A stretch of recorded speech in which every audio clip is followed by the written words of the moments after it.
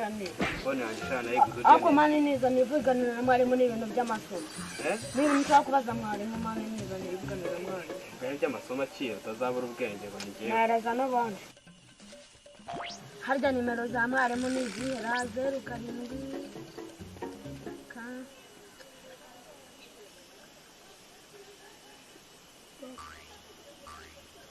Aro mwari ninge nsaza tuvugana akanya saba nyibagiwe azanyibagirwa nta masomo yawe nkayibagirwa nyine nagira ngo mubwire wa mugabo w'icyenda yatubwiye gutanga uko nawe ari wamumbaza nzamuha nawe tuzamuha